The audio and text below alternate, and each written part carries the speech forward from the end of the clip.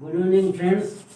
Today in the MCQ, multiple question of fruit science, I am going to discuss some important question which will be benefited for your ARS NET or MSc fruit exam, entrance exam. So please see it. Question number first is immature coconut fruits. Immature coconut fruits are harvested. जो नारियल के फल होते हैं वो जो पानी पीने के लिए हार्वेस्ट किए जाते हैं वो कितने दिन बाद हार्वेस्ट किए जाते हैं? तो इसका सही आंसर है 8 to 10 months आफ्टर बियर्ड। जब वो लग जाते हैं पेड़ पे तो उसके 8 से 10 माह बाद उन्हें की तुड़ाई की जाती है, आपको ध्यान रखना है। क्वेश्चन नंबर 2 देख लेते हैं। Economic parts of T plants which harvested. चाय का कौन सा हिस्सा है जो आर्थिक रूप से महत्वपूर्ण होता है और जिससे चाय बनती है? तो आपको ध्यान रखना है बड एंड यंग लीव्स।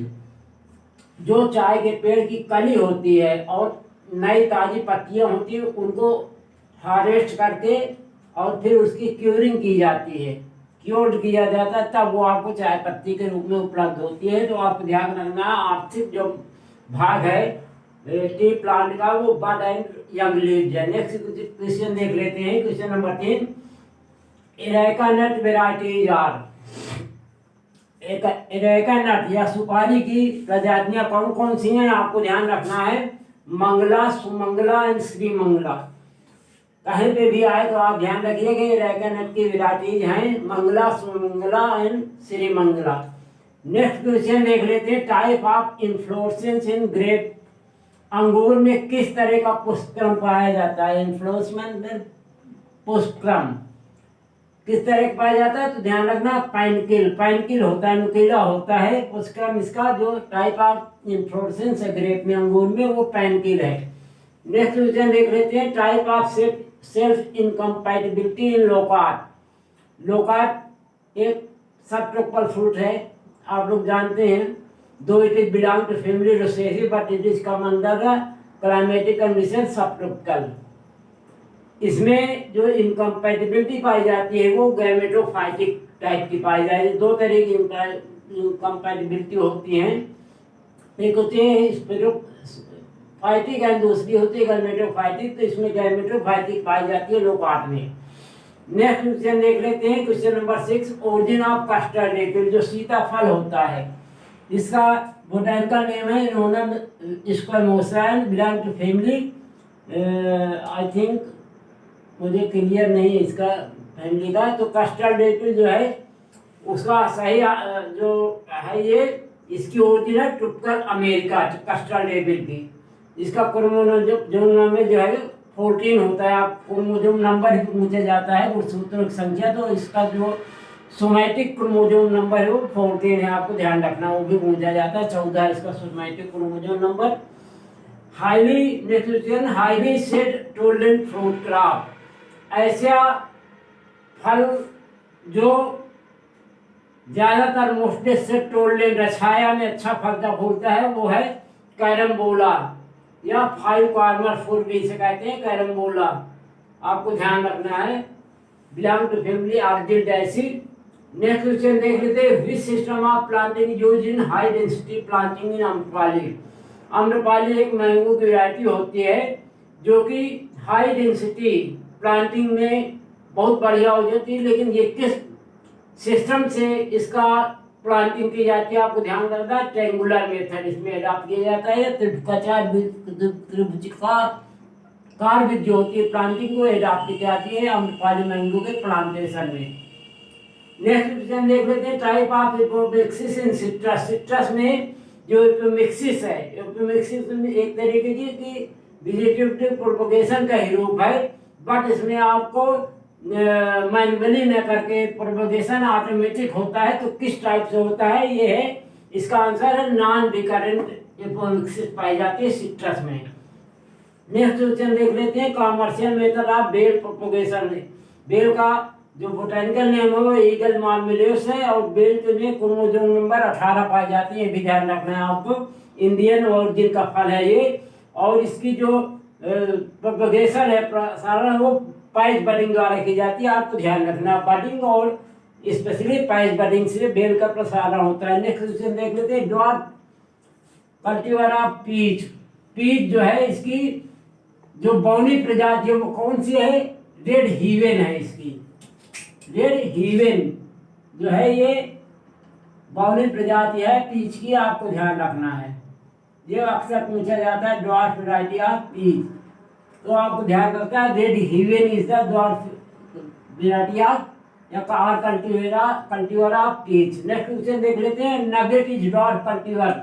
नगेट जो है किसकी वैरायटी है? बौनी प्रजाति है, वो एप्रिल की सेब की है नगेट, आपको ध्यान रखना है। Next question, mulching is most important cultural practice और cultural operation in cultivation of. Mulching जो है, मल्चिंग आप जानते हैं कि सतह बिछा जाती है पौधों के ऊपर, जिससे पानी का इवेपोरेशन वगैरह कम हो जाता है।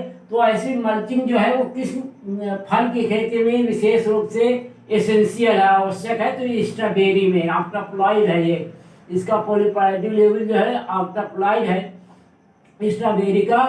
और ये जो है रनर द्वारा प्रोपगेट होता है, ये भी अक्सर पूछा जाता है, propagation of strawberry is done by runner. तो आपको ध्यान रखना है इसमें स्ट्रॉबेरी की कल्टीवेशन में मल्चिंग एसेंशियल ऑपरेशन है। नेक्स्ट क्वेश्चन देख लेते हैं, ट्रेनिंग मेथड फॉलो पीच।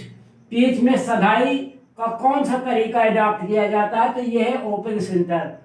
सधाई आप लोग जानते हैं पौधों को छोटी अवस्था में जब उनकी प्रूनिंग की जाती है, छटाई की जाती है और उनका उद्देश्य उन्हें आकार देने के, एक निश्चित आकार देने के लिए की जाती है, तो इसे हम ट्रेनिंग या सधाई कहते हैं।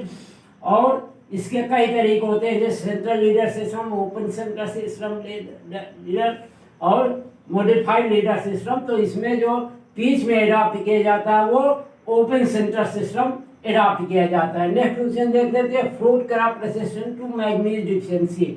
ऐसा कौन सा फल वाली फसल है जिसमें अगर मैग्नीज न रहे तो कोई इसमें फर्क नहीं पड़ता खेती में? तो वो है स्ट्रॉबेरी। नेक्स्ट क्वेश्चन देख लेते हैं, growth regulator use to reduce chilling requirement. Chilling requirement आप जानते हैं कि बीज को कुछ दिन हम ठंडे उसमें रहते हैं, जैसे ऑर्थोडॉक्स सीड मैंने बताया था नेक्स्ट उसमें क्लास में कि एप्रिल जो है वो ऑर्थोडॉक्स सीड है, उसको फल से रिमूव करने के बाद थोड़ा रेस्ट पीरियड की जरूरत होती है, विशेष करके ठंडे उसमें रखते हैं तो ब्रेक करता है अपनी डोरमेंसी को। तो अगर हम ना रखें तो अगर हम उसका विकल्प जो है GA3 है, जेप्लेनिक एसिड में अगर उसको भिगो देते हैं तो प्रॉपर एटमॉस्फेयर हम जर्मिनेशन के लिए प्रोवाइड करते हैं, तो दैट विल जर्मिनेट इजीली वे। तो आप ध्यान रखिएगा कि ग्रोथ रेगुलेटर GA3 जो है वो चिलिंग रिक्वायरमेंट का विकल्प है। अगर आप चिलिंग रिक्वायरमेंट ठंडा उसको तापमान नहीं दे पा रहे बीज को कि उसकी ब्रेक हो डोरमेंसी, तो आप GA3 का उपयोग करेंगे तो निश्चित रूप से you will get success and the dormancy of seed will be break. तो चिलिंग रिक्वायरमेंट का विकल्प जो है GA3, you should know it. Sunset is a variety of, sunset किसकी वेराइटी है? पपाया की वेराइटी है, आपको ध्यान रखना है, अक्सर पूछा जाता है। Next question, mango hybridization was started in. Mango आम में जो संकरण है हाइब्रिडाइजेशन का शुरू हुआ 1911 इन द ईयर 1911 में hybridization work has been started in the mango. Next question देख लेते हैं, जेनेटिक क्लासिफिकेशन ऑफ बनाना। जो केले का जेनेटिक क्लासिफिकेशन है वो किसके द्वारा दिया गया है? तो इसका आंसर है सिमोंड एंड शेफर्ड द्वारा जेनेटिक क्लासिफिकेशन ऑफ बनाना दिया गया है। नेक्स्ट क्वेश्चन देख लेते हैं, Madhkhed seedless is a variety of. Madhkhed seedless, Madhkhed एक वेराइटी होती है जो सीडलेस बीज रहित होती है, वो किसकी वेराइटी अक्सर पूछा जाता है? तो ये माल्टा मैंडारिन की वेराइटी है, मैंडारिन संतरा की वेराइटी है, आपको ध्यान रखना है। और संतरे दो प्रकार के होते हैं, टाइट स्किन ऑरेंज और लूज स्किन ऑरेंज। तो मैंडारिन जो है ये लूज स्किन ऑरेंज में आता है और टाइट स्किन ऑरेंज में मौसमी आती है, आपको ध्यान रखना। तो ये मधखेद सीडलेस जो है मैंडारिन की वेराइटी है, लूज स्किन ऑरेंज होता है। अक्सर पूछा जाता है मैंने मतलब series of minor. Thank you very much. I request to please like and subscribe my channel. Thank you.